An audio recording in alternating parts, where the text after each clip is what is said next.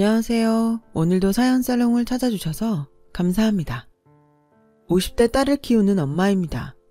이런 말이 어떻게 들릴지 모르겠지만 저는 정말 엄마가 되고 싶던 사람 중 한 명이었어요.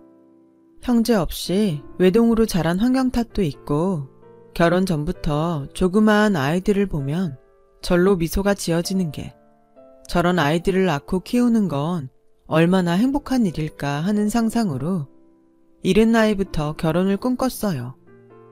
하지만 제가 선택한 결혼에서는 아이는 쉽게 저를 찾아오지 않더라고요. 한동안 마음고생을 하면서 엄마라고 불리는 다른 이들을 마냥 부러워해야만 했는데요. 이런 속상한 저에겐 엎친 데 덮친 격이라고 또 하나의 복병이 있었어요. 어쩐지 결혼 전부터 저를 그다지 마음에 들어하지 않았던 시어머니는 제가 결혼하고 1년 동안 아이가 생기지 않자 슬슬 저를 압박하기 시작하셨죠. 급기야 결혼한 지 얼마 안 된 저에게 언젠가부터 아예 대놓고 애도 못 낳는 게 무슨 여자야? 라는 식의 막말을 하기 시작하셨어요. 애가 생기지 않아 속상한 건 누구보다 저였는데 저는 이래저래 마음고생을 할 수밖에 없었어요. 저 못지않게 아이를 좋아하고 원했던 남편은 결혼한 지 2년 정도밖에 되지 않았지만 자기 어머니한테 시달리는 저를 위해 산부인과에 가서 불임검사라도 받아보자고 저에게 권했어요. 지금은 결혼 전에 산정검사라는 것을 하는 예비부부가 많다고 하던데 저 때는 결혼 전에 산부인과에 가면 속도 위반한 것이 아니냐는 오해를 받을 때라 여자가 임신도 하지 않았는데 산부인과에 간다는 것이 그리 내키는 일은 아니었어요. 하지만 누구보다 아이를 원했고 또 시어머니가 자꾸만 저에게 애도 못 낳는다고 뭐라고 하시니 정말로 내가 불임이기라도 한 건가 하는 불안한 생각에 남편의 손을 잡고 산부인과로 갔고 그곳에서 검사 결과에 놀라지 않을 수가 없었어요. 이런 말을 하게 되어서 유감입니다. 남편분께서 불임의 원인을 갖고 계세요. 우정자증이라고 채취한 정액에 정자가 없었어요. 혹시 모르니 오늘 한 번 더 채취를 해볼 건데 이런 경우는 생물학적으로 임신이 불가능할 수밖에 없습니다. 정자가 없다니. 많이 양보해서 원인을 알 수 없는 불임일 경우 불임 클리닉 같은 곳에 다닐 각오까지 되어 있던 저희 부부는 검사 결과에 한동안 아무 말도 하지 못했어요. 그리고 저도 저지만 남편은 처음 알게 된 자신의 몸 상태에 많이 놀란 듯 보였죠. 자기야, 괜찮아. 오늘 또 검사했으니까 결과가 달라질 수도 있지 않겠어? 집으로 향하는 길, 애써 남편을 위로했어요. 하지만 큰 이변이 없는 한 결과가 달라질 리 없다는 생각을 했었고 남편 역시 저와 같은 생각이었는지 저의 어떤 말에도 남편은 한동안 마음을 추스르지 못했어요. 그리고 다시 나온 검사 결과는 저희 부부가 예상했던 대로 첫 번째 검사와 일치했고 저희 부부는 아이를 포기해야 할지 아니면 입양을 선택해야 할지 고민해야 했는데요. 이런 저희 부부 말고도 검사 결과를 받아들일 수 없는 사람이 있었으니 저희 시어머니셨어요. 남편의 검사 결과를 듣고는 노발대발하시며 절대 당신 아들이 그럴 리가 없다고 저에게 화를 내셨죠. 제가 진단한 것도 아닌데 왜 저한테 화를 내시는지. 만약 불임의 원인이 저였다면 어떻게 됐을까? 저는 순간 아찔하기도 했어요. 그런 생각을 하진 않았는데 그 모습을 보고 나니 내심 불임의 원인이 제가 아니라 남편이라 다행이라는 생각까지 들더군요. 아무튼 저희가 아이를 갖지 못한다는 것이 당신도 받아들이기 힘드셨겠지만 저희에게도 힘든 일이라는 것을 당시 시어머니는 영 모르시는 듯 저를 붙잡고 이렇게 말씀하셨어요. 다른 병원에 가봐라. 작은 데 말고 큰 병원에 가. 아니, 어떻게 내 아들이 그런 망측한 병에 걸릴 수 있어? 분명 그 의사는 돌팔일 거야. 옛날부터 애 못 낳는 집은 10중 8구 여자한테 문제가 있었는데 너 혹시 그 의사한테 이상한 부탁한 거 아니야? 괜히 네가 문제가 있는 걸 내 아들한테 뒤집어 씌우는 거 아니냐고. 엄마, 무슨 말씀을 그렇게 하세요? 어머니, 지금 속상한 건 저희도 마찬가지예요. 어머님이 정 검사 결과를 못 믿겠다고 하시면 어머님이 이 사람 데리고 다른 병원에 가서 검사해보세요. 그럼 더 정확하겠네요. 뭐? 너 지금 시애미한테 대드냐? 아니요. 억울해서요. 어머님도 같은 며느리고 여자시면서 저한테 그런 말씀하시니 제가 억울해서 그래요. 웃기고 있네. 내가 너랑 같냐? 난 아들을 무려 둘이나 낳았어. 갖다 비교할 사람을 비교해야지. 내가 너 삐쩍 말라서 골골거릴 때부터 저거 애는 낳을 수 있을까 알아봤다. 내가 그때 너를 끝까지 반대했어야 했는데 내 죄다 내 죄. 너 이런 일이 옛날이었으면 소박감인 거 알긴 아니? 죄송하다고 빌어도 시원찮은데 뭐? 억울해? 내가 더 억울하다. 엄마, 문제는 나한테 있는데 왜 자꾸 이 사람한테 뭐라 그래? 나도 속상해. 근데 엄마가 계속 이러시면 내일이라도 다른 병원 같이 가요. 가서 엄마가 직접 검사 결과 들으시면 되겠네. 엄마 아들, 엄마가 2번 비참하게 만들면 속이 아주 시원하시겠어요. 남편은 그렇게 말하고 잔뜩 화가 나서는 저의 손을 거칠게 잡고 시댁을 나왔어요. 다른 일이면 몰라도 아이 때문에 우리가 이렇게 될 줄은 정말 몰랐는데 삼신할머니가 다 원망스럽더라고요. 그때였어요. 동네에서 양아치로 소문이 자자한 남편보다 6살 어린 대학 졸업한 시동생이 술이 떡이 돼서는 골목을 비틀비틀 걸어왔고 시댁 앞에서 딱 마주쳤는데 시동생이 먼저 말을 걸어왔어요. 형이랑 형수네? 벌써 가?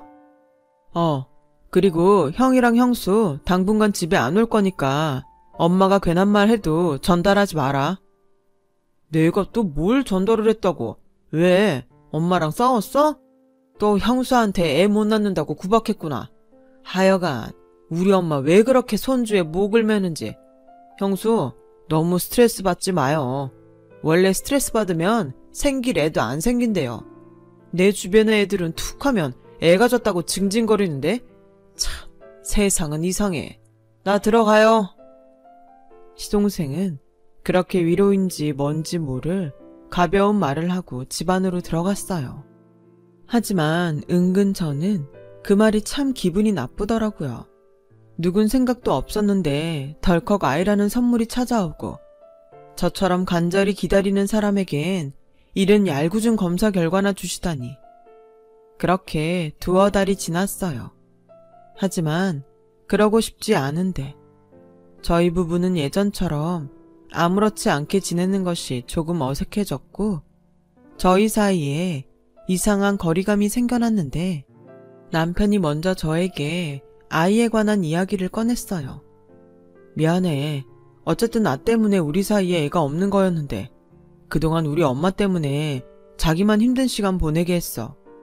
난 아이 없이 이대로 우리 둘만 살아도 좋고 아이 입양하는 것도 좋아. 난 무조건 당신이 하자는 대로 할 거니까 나 신경 쓰지 말고 우리 집 신경 쓰지 말고 당신 하고 싶은 대로 결정해. 에이, 그래도 아이 문제를 어떻게 나 혼자만 결정해. 그리고 자기가 일부러 그런 것도 아니고 그냥 우리한테 운이 없는 거지. 시간을 좀 갖고 차근차근 생각해보자. 혹시 알아? 자기 치료할 방법이 있을지. 그리고 물론 마음이 편하지는 않지만 그래도 당신 어머니도 우리 가족이니 뭘 결정하든 같이 결정해. 그렇게 말해줘서 고마워. 내가 자기한테 진짜 잘하고 살게. 우리 둘 다 너무 아이를 바래서였을까요?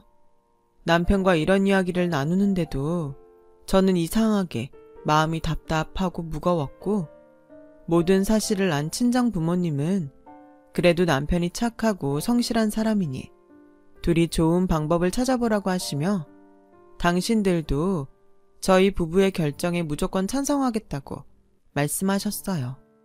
그리고 제가 친정 엄마랑 그런 통화를 한 다음 날 저녁, 저는 시어머니의 다급한 전화를 받게 되었는데요. 제가 전화를 받자마자 시어머니는 숨이 넘어가는 듯 말씀을 시작하셨어요. 얘, 큰애 집에 왔니? 아니, 왔건 안 왔건 너 우리 집에 와라. 비상사태야, 비상사태. 내가 정말 아들 때문에 제명에 못 죽지. 아유.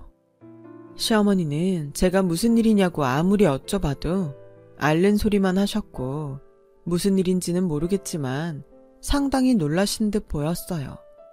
그래서 저녁 식사를 준비하다 말고 저는 남편과 급하게 시댁에 가게 되었는데 저희 부부가 도착하니 거실 바닥에 웬 박스가 덩그러니 놓여 있었어요. 저는 속으로 저 박스는 뭐지? 개나 고양인가? 하는 생각을 했고 평소 동물이라면 질색팔색하는 시어머니라 박스 안에 누가 버리고 간 동물이 들어있나 예상했어요. 그런데 제가 무심코 상자 안을 들여다본 순간 저도 너무 놀라서 뒷걸음질 치고 말았는데 글쎄 그 박스 안에는 태어난 지 얼마 안 되어 보이는 베넷 저고리를 입은 아이가 아무것도 모른 채 동그란 눈만 이리저리 굴리고 있지 않겠어요? 어머니, 이게 도대체 무슨 일이에요? 왜 아기가 박스 안에 있어요? 아휴, 내가 정말 살다 이런 일은 처음이야. 답답하니까 빨리 좀 말해봐. 요즘 같은 시대에 누가 아이를 집 앞에 버리고 간 거야? 차라리 그런 거면 내가 경찰에 신고를 하지. 너희를 오라고 했겠어? 글쎄, 이 자식이 작년에 어떤 지지배랑 놀아나다가 이렇게 됐단다. 뭐? 야, 박우식 설명해봐. 이게 무슨 소리야? 얘 네 애야? 아이씨, 다 듣고 뭘 더 설명하래.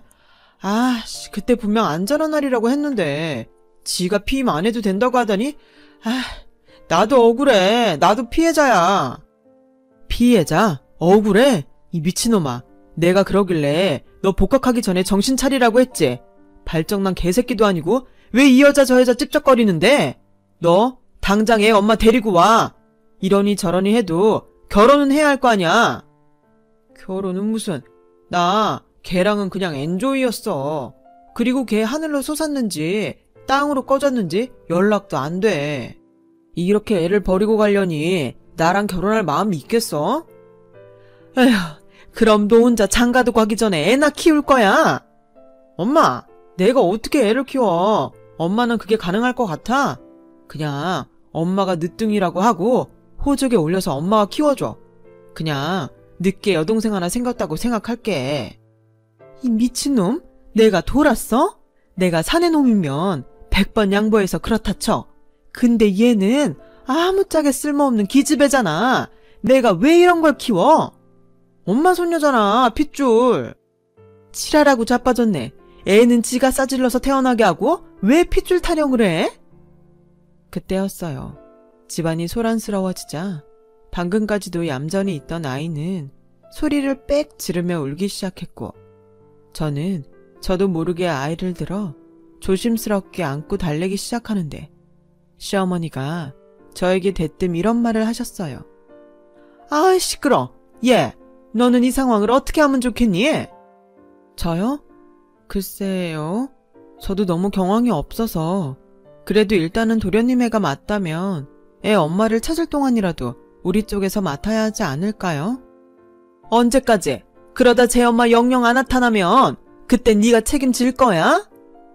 그래, 형수 애 안 생긴다고 엄청 마음고생하잖아요. 이 애 형수 애라고 생각하고 키우면 어때요? 내 유전자면 형 유전자이기도 하잖아요. 야, 너 지금 그게 무슨 소리야?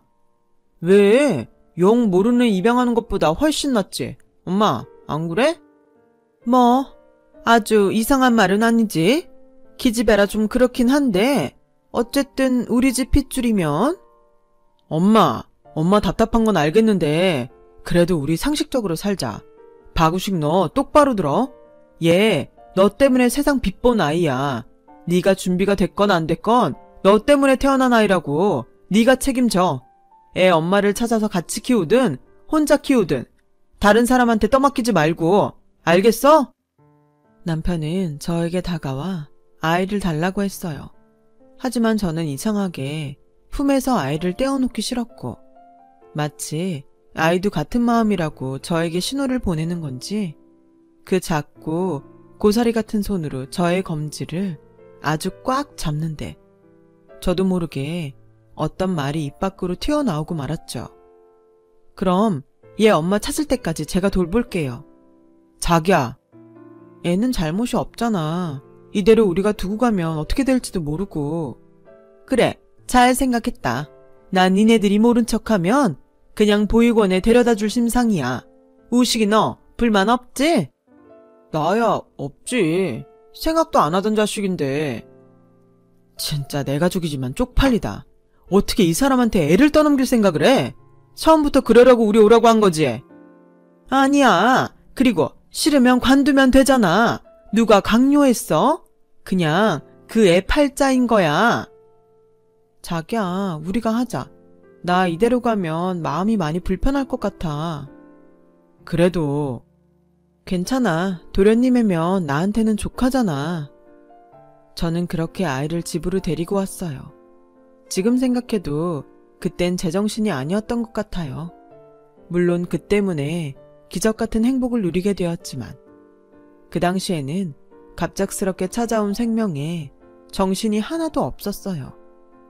그렇게 아이를 데리고 집으로 오는 길, 저희 집엔 육아용품이라고는 하나도 없기에 하는 수 없이 대형 마트에 들러서 당장 필요한 이것저것을 구입하는데 저희가 뭘 제대로 안 와요. 직원에 묻고 친구에게 물으며 저희는 정말 한 보따리를 사들고 집으로 왔어요. 그런데 저희 집에 하나 둘 아이용품이 자리를 차지하자 저는 이상하게 기분이 좋았고 마치 진짜 저희 아이가 생긴 그런 기분까지 들었는데요. 아무런 준비도 없이 또 아는 것도 없이 그날을 시작으로 쉽지 않은 육아에 들어가게 되었어요. 그렇게 한 달 남짓 서툴렀지만 아이를 돌봤고 그러면서 어쩔 수 없이 잠도 설치고 제대로 먹지도 못하자 남편이 먼저 이런 말을 했어요. 자기야, 자기 이러다 쓰러지겠다. 이만하면 됐으니까 다시 우리 집에 데리고 가자. 뭐? 안 돼. 그럼 어머님이 진짜로 보육원에 데리고 가면 어떡해. 나도 진짜 미치겠다. 애만 생각하면 당연히 그러면 안 되지. 근데 자기란 장인 장모님 생각하면 내가 죽일 놈이 되잖아.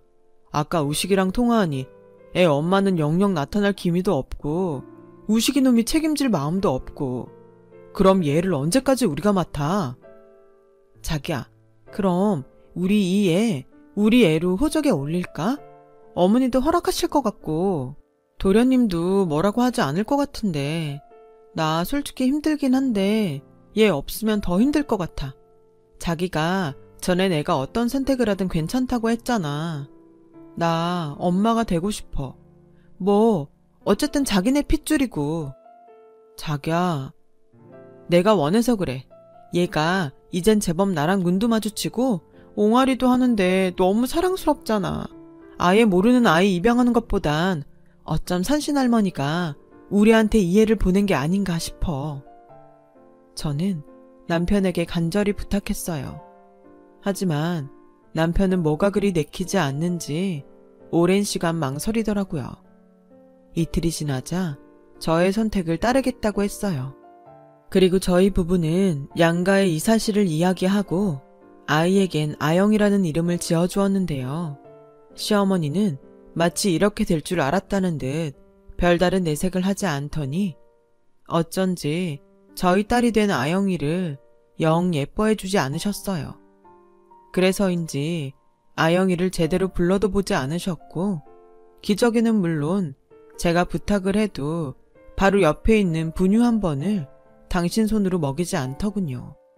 어머니, 그래도 아영이는 어머님 핏줄인데 좀 예뻐해 주세요. 아, 난 시끄러운 기집애는 딱 질색이야. 근데 걔가 그렇잖아. 너 이제 무슨 일 없으면 얘 데리고 우리 집에 오지 마라. 무슨 벌 받는 것도 아니고 난 이 애 얼굴 보는 게 아주 곤욕이야. 그래도 우식이도 그래.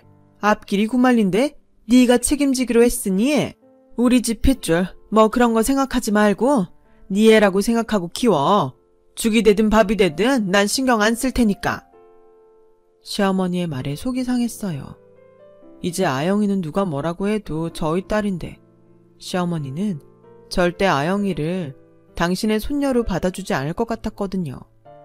그리고 시동생도 제가 아이를 맡기로 하자 마치 정말 자기는 처음부터 아이가 없었다는 듯 아무렇지 않게 행동하면서 아영이한테 눈길조차 주지 않는데 이젠 저도 엄마라 그런지 그런 게 참을 수 없었어요.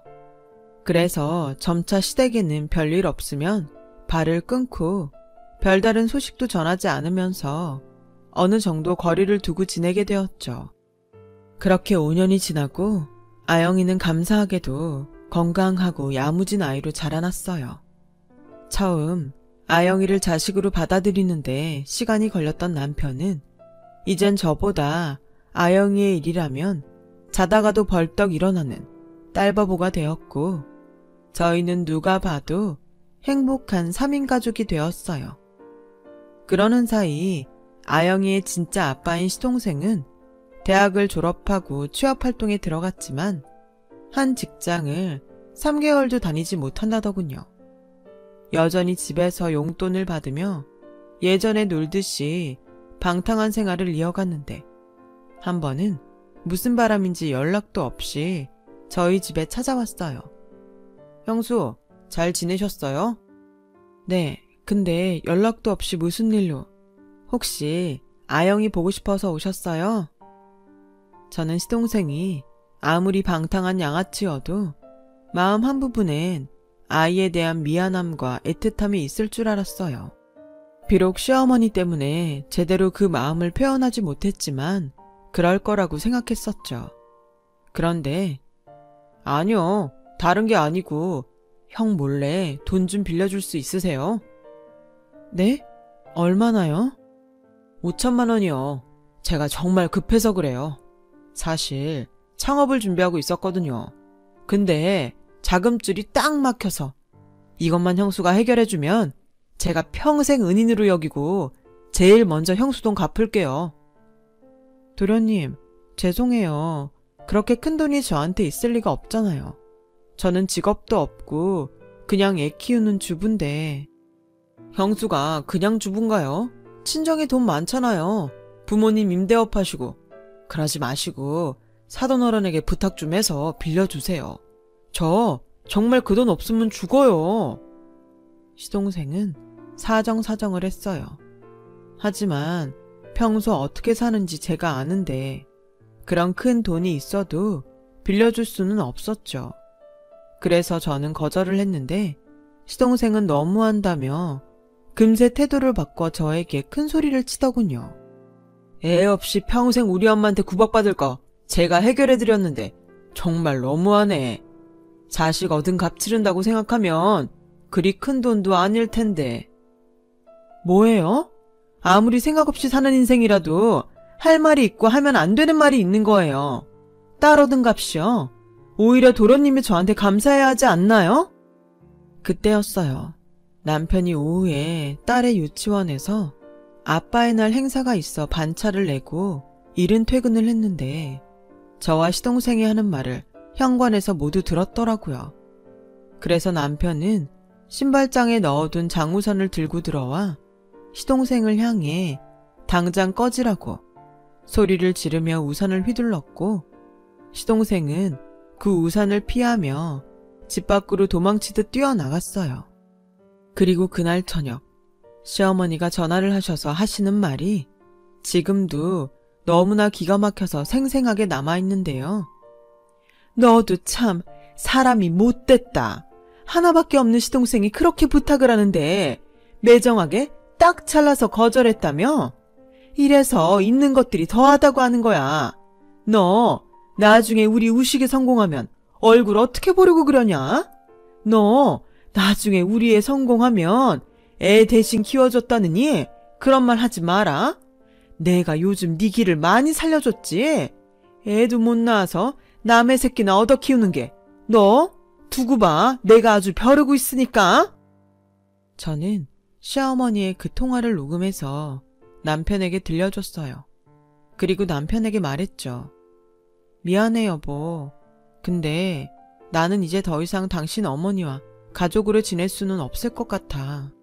분명 나중엔 우리 아영이한테도 상처 주실 것 같고, 솔직히 처음엔 아예 남보다는 핏줄이니까 더 나을 거라고 생각했는데 오늘 도련님 가시고 생각하니 친부가 가까이 있다는 게 무서워. 어머님도 그렇고 도련님이 아영이한테 먼저 말할 것 같아서. 미안해. 내가 진짜 당신한테 할 말이 없다. 솔직히 나도 당신처럼 우리 엄마랑 우식이가 언제 터질지 모르는 시한폭탄 같았어. 그래도 가족이라 선택을 못했는데 나 우리 집이랑 영 끊을게. 내가 지켜야 할 가족은 당신이랑 아영이야. 여보, 진짜 당신 그럴 수 있겠어? 천륜이라고 하잖아. 나랑 아영이도 천륜이야. 우리 아영이 키우면서 행복하게 살자. 내가 우리 가족 아무도 못 건드리게 지킬게.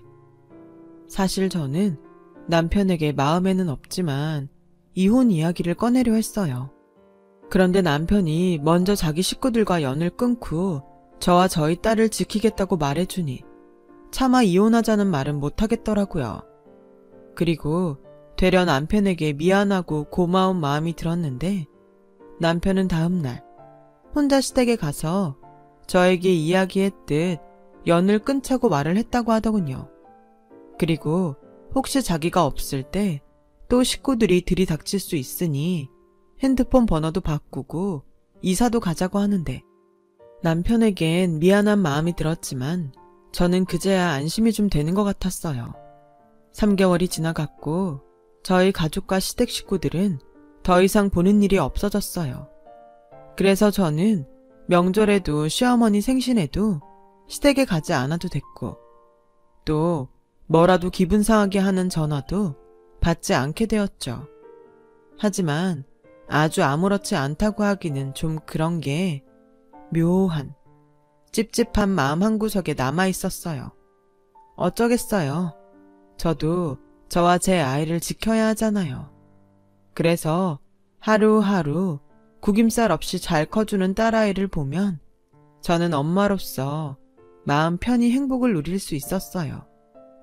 그렇게 장장 20년을 시댁과 연을 끊고 살았고 딸은 그때까지도 출생의 비밀을 모른 채 저희 부부 품에서 착하고 성실하게 잘 자라주었는데요. 사실 제가 차마 남편에게는 아무 말도 하지 못했지만 내심 아주 조금 걱정했던 부분이 있었어요. 딸의 친부인 시동생의 그 양아치 기질이었죠.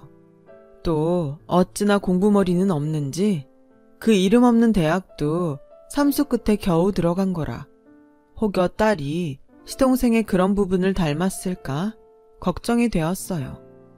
그런데 다행히 딸은 친부를 안 닮았는지 날라리 기질도 없고 또 공부머리도 좋아서 학교 다니는 내내 말썽 한번 부리지 않고 전교 5등 안에 항상 이름을 올리는 모범생으로 커주었죠. 게다가 리더십도 좋아서 초등학교에서 고등학교까지 반장은 물론이고 전교 회장까지 싹쓸이하는 그야말로 남들이 부러워하는 아이로 자라주었어요. 그래서 저는 남들의 부러움을 한 몸에 받으며 계속 아이가 승승장구해줄 거라고 믿었는데 고3 수능을 앞둔 어느 날 딸이 저희 부부에게 할 말이 있다고 하더니 아무도 생각하지 못한 말을 꺼내는 게 아니겠어요? 엄마, 아빠, 나 대학은 나중에 갈래. 뭐? 왜? 내신도 좋고 그동안 공부한 게 아깝잖아. 여보, 진정해봐. 아영이 말도 들어보자. 나 사실 공부는 하라고 하니까 열심히 했는데 대학에 가서 뭘 공부하고 싶은지 또 대학 졸업을 하면 뭐가 하고 싶은지 잘 모르겠어. 그냥 남들이 좋다는 대로 따라간다고 행복한 건 아니잖아. 그야 그렇지만 엄마는 우리 딸이 당연히 예쁜 대학생이 될 거라고 생각해서. 그리고 나 사실은 알고 있어. 내가 엄마 아빠 친딸이 아니라는 거. 그래서 결정한 거야. 대학 4년 동안 등록금이 얼만데요. 딱히 목적도 없이 그 돈을 쓰고 싶지 않아. 지금까지도 엄마 아빠 덕에 나 너무 잘 살았잖아. 설마 너 돈 때문에 미안해서 대학 안 가려고 그러는 거야? 너 그러는 거면 아빠 진짜 화낸다. 아니야. 그리고 안 가는 게 아니라 내가 앞으로 어떻게 살고 싶은지 충분히 생각하고 그때 필요하면 갈게. 가고 싶다고 말할게. 아영아, 엄마는 아영이 너를 한 번도 내 딸이 아니라고 생각한 적이 없어. 알아. 그걸 내가 제일 잘 알지. 근데 너 그건 어떻게 알았어? 2년 전인가? 신림동 할머니가 학교에 찾아온 적이 있었어. 사실 나는 할머니 얼굴을 잘 모르니까 사람을 잘못 봤다고 생각했는데 할머니가 먼저 아는 척을 하시더라고. 왜 나 유치원 다닐 때 제일 친했던 은정이 있잖아. 그 집에 물어보셨대. 넌 왜 그걸 이제 말해? 이럴까봐, 엄마 아빠 속상해할까봐. 처음엔 할머니가 나쁜 사람이라 거짓말하는 줄 알았어. 엄마 아빠가 괜히 할머니랑 연을 끊고 살까 했으니까. 근데 사실이 어쨌든 나는 우리 부모님 사랑하고 우리 엄마 아빠는 나를 끔찍이 사랑하니까 뭐가 돼도 상관없다는 생각이 들더라고. 너 정말 친부모가 아니라서 미안해서 대학 안 가려고 그러는 거 아니지? 아영아, 아빠는 세상에서 엄마랑 네가 가장 소중해. 알아. 우리 동네에서, 아니 우리 학교에서 우리 아빠 딸 법은 거 모르는 사람 없거든. 나 졸업하고 딱 1년만 시간을 줘. 그럼 내가 뭘 하면 좋을지, 어떤 걸 해야 행복한지 답을 찾아볼게. 너 정말이지? 엄마 우리 딸 믿는다? 우리 달라지는 거 없는 거다? 당연하지. 저는 사실 이야기를 다 끝내놓고도 심장이 뛰어서 숨이 제대로 쉬어지지 않았어요.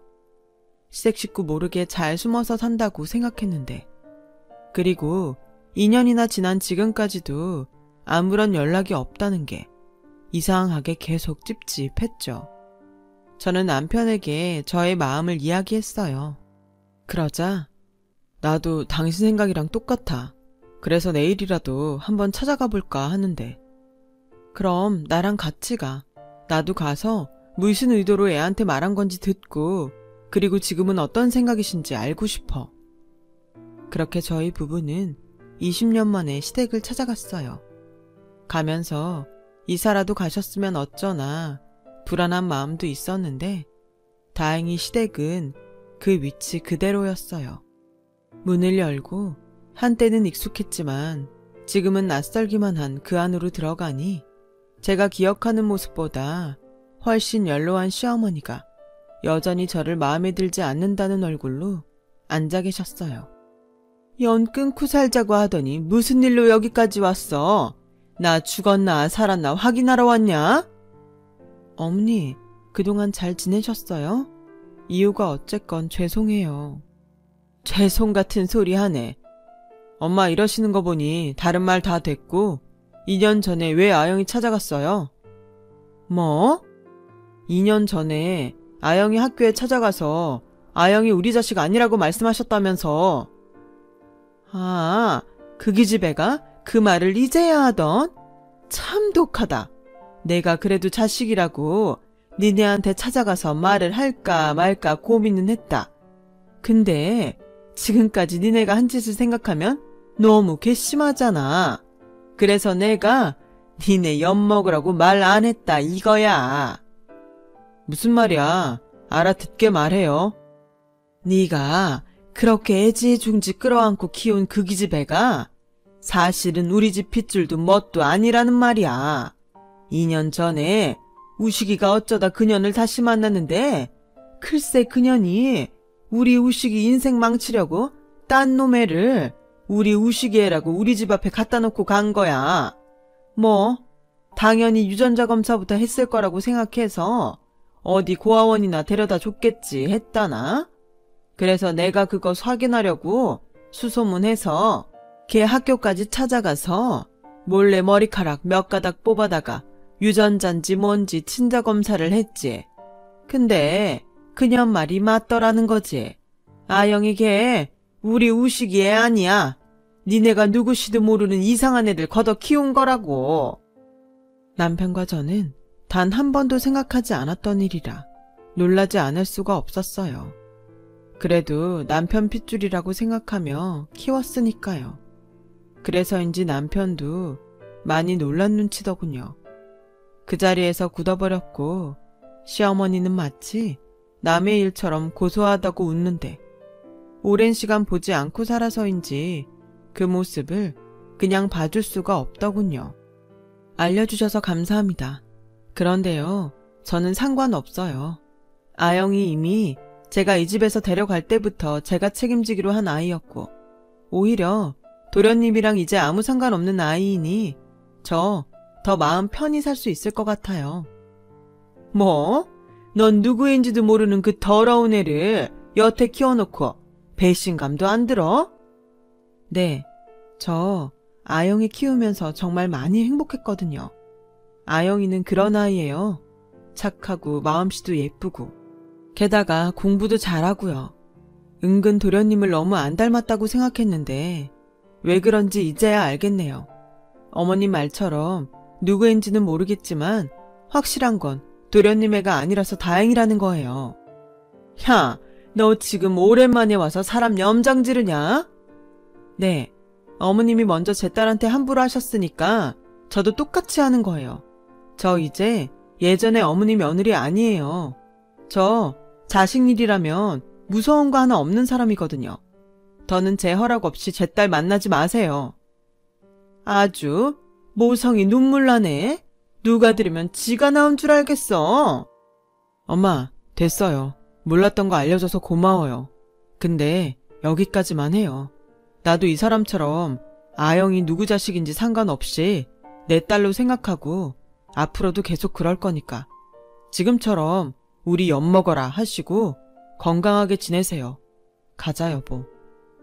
네가 아주 애미도 버리더니 마누라 종이 다 됐구나. 왜? 처가가 잘 사니까 거기에서 뭐 좀 먹을 게 나오더냐? 아주 많이 나오더라. 그러니까 앞으로도 각자 알아서 살아요. 저와 남편은 그렇게 또다시 시댁을 나왔어요. 처음부터 제 핏줄은 아니었으니 시어머니의 말을 듣고도 괜찮았는데 남편은 그러지 않을 것 같아서 저는 은근 걱정이 되었고 남편의 눈치를 살피게 되었는데 남편이 먼저 집에 도착하기 전에 저에게 이렇게 말했어요. 우리 아영이한테는 아무 말도 하지 말자. 나 아영이가 우식이 딸 아니라고 해도 상관없어. 내 호적에 올린 이상 아영이는 누가 뭐라고 해도 내 딸이야. 그러니까 앞으로도 계속 내 딸이야. 그럼 우리 호적에 버젓이 있는 우리 딸이야. 저와 남편은 손을 단단히 잡고 집으로 들어갔어요. 그러자 이제 더 이상 수능 공부에 열을 올릴 필요가 없는 딸이 지가 만든 저녁이라며 카레를 만들어 놓고 저희를 기다리고 있었고 그날따라 더욱 예쁜 저희 딸과 세상에서 가장 맛있는 카레를 먹었는데 카레가 매워서인지 자꾸만 눈물이 나오려고 하는 거 있죠. 그렇게 1년 동안 자기가 하고 싶은 일을 찾겠다던 딸은 건축가가 되겠다고 말하더라고요. 집이 없는 사람들이 이용할 수 있는 모두의 집을 짓고 싶다며 자기 나름의 꿈을 갖게 되었어요. 그래서 약속대로 수능을 쳐서 늦었지만 대학에 들어갔고 대학 졸업 후에는 젊은 나이에 좋은 감각과 철학으로 지역 신문과 잡지 등에 소개가 되기도 했어요. 거기에 저희 친정아버지가 임대 주던 한 장소를 당신 외손녀를 위해 공짜로 사무실을 내주셨죠. 딸은 의뢰를 받기도 했고 자기의 목표인 모두가 쉬어갈 수 있는 그런 집을 짓기 위해 구체적인 실현을 하고 있었죠. 그러던 중 저녁 시간이 다 되어서 뜻밖의 불청객이 저희 집에 들이닥쳤어요. 바로 시동생과 시어머니셨죠. 그리고 다짜고짜 이렇게 말씀하셨어요. 지금 생각해도 아주 기가 막히네요. 형수, 오랜만이에요.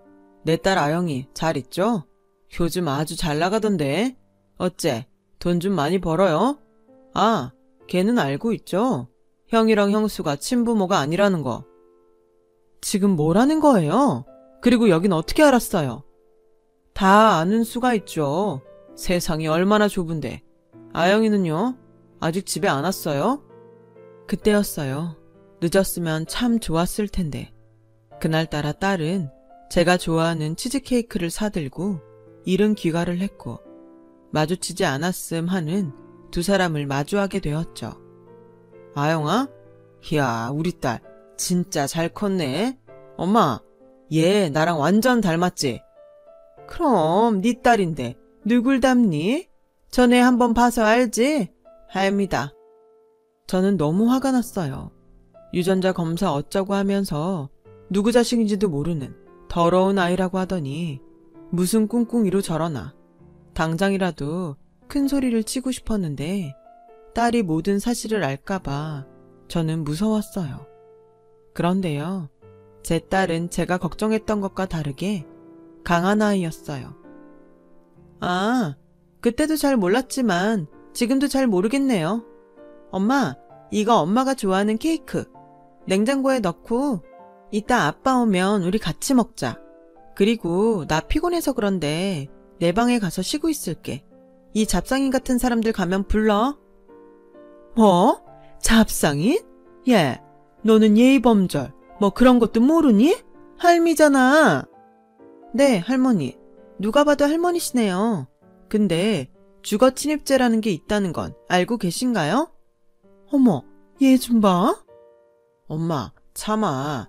얘가 아직 잘 몰라서 그래. 아영아, 내가 네 친아빠야. 많이 놀랐지? 아니요. 제가 왜요? 아, 그래? 아, 우리 딸이 아빠가 언제고 찾아올 거라는 걸 알았구나. 우리 이제 같이 살자. 아빠가 그동안은 사정이 있었어. 그래서 삼촌하고 외숙모한테 너를 잠시 맡겼는데. 맡겨요? 지금 내 나이가 몇인데. 그리고요, 저 바보 아니거든요? 아빠? 할머니? 이것 보세요. 저 댁들하고 아무 상관없는 사람이라는 거 저 진작부터 알았어요. 그때 할머니 오셔서 제 머리카락 슬쩍 뽑아가셨죠? 그래서 저도 혹시 몰라서 다 검사해봤어요. 저랑 아빠랑 생물학적으로 일치하는 게 없더라고요. 그래도 저는 상관없어요. 엄마 아빠가 사랑으로 키워주셨으니까. 그런데요, 그쪽은 뭐죠? 생물학적으로도 남이고 절 키우지도 않았는데 뭘 우기는 거예요? 그래, 네가 이미 다 안다니 어쩔 수 없다. 그럼 내가 네 아빠 동생이니까 법적으로 삼촌이다. 이건 맞지? 그러니까 툭 까놓고 삼촌한테 돈 좀 빌려줘. 그래, 가족이니까 좋게 좋게 네가 좀 도와줘라. 그때였어요. 저도 모르게 제 손이 먼저 시어머니와 시동생에게 가장 가까운 냉장고에서 계란을 꺼내 던졌고 그 계란들은 제대로 그들의 머리에 명중했어요. 야, 너 지금 뭘 던진 거야? 어머니, 염치라는 걸 좀 갖고 계세요. 어머님이 저한테 뭐라고 하셨는지 설마 잊으셨어요? 그래놓고 돈을 빌려달라고요? 형수, 우리가 지금 형수한테 빌려달라는 거 아니잖아요.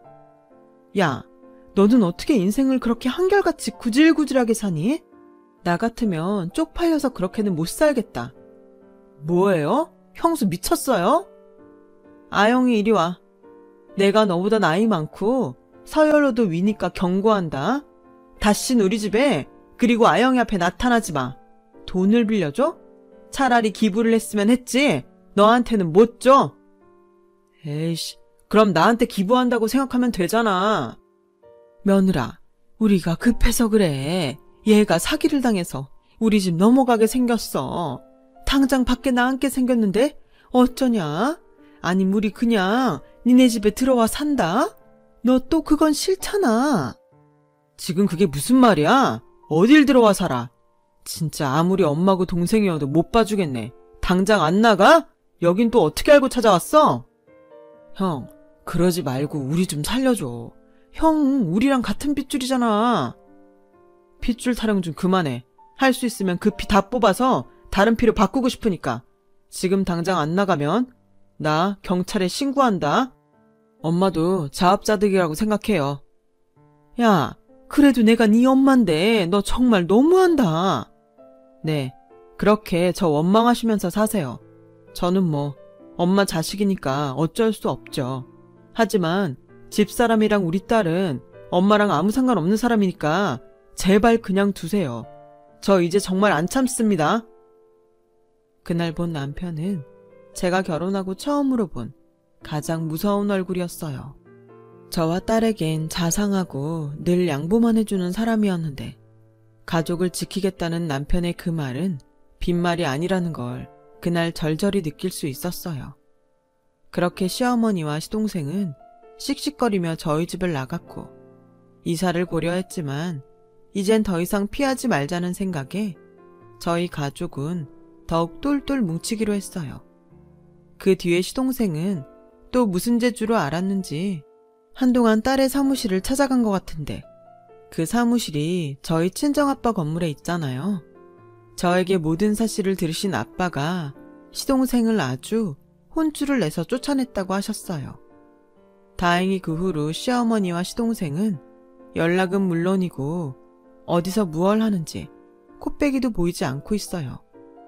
이기적인 마음인 건 알지만 부디 앞으로 영영 보는 일 없이 살길 저는 지금까지도 바라고 있네요. 저희 딸은 얼마 전 같은 일을 하고 같은 꿈을 꾸고 있는 사람과 결혼을 했어요. 그래서 저희 품을 떠나 자기만의 가정을 이루었는데 빈둥지 증후군이라고 하나요? 저는 딸을 시집 보내고 한동안 우울한 기분이 들었어요.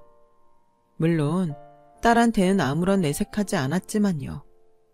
그랬더니 남편이 저에게 이런 말을 해주더라고요. 그동안 엄마 역할을 너무 잘해서 후유증을 겪는 거라고요. 그러면서 이제부터는 딸이 세상을 어떻게 살아가는지 지켜볼 차례라고 하는데 이런 말을 할 줄 아는 저희 남편 정말 멋지지 않나요?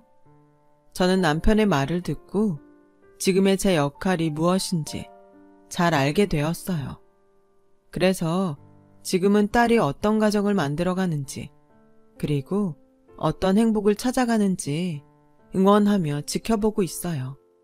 지금 돌이켜보면 저는 그동안 열심히 부모 노릇을 하긴 했지만 제가 그 부모 노릇을 잘 했는지 어쩐지 잘 모르겠어요.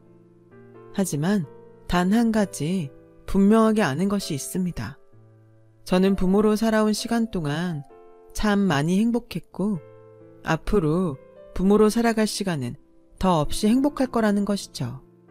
지금까지 저의 긴 이야기를 들어주셔서 감사합니다. 세상에 존재하는 모든 부모님을 존경해요.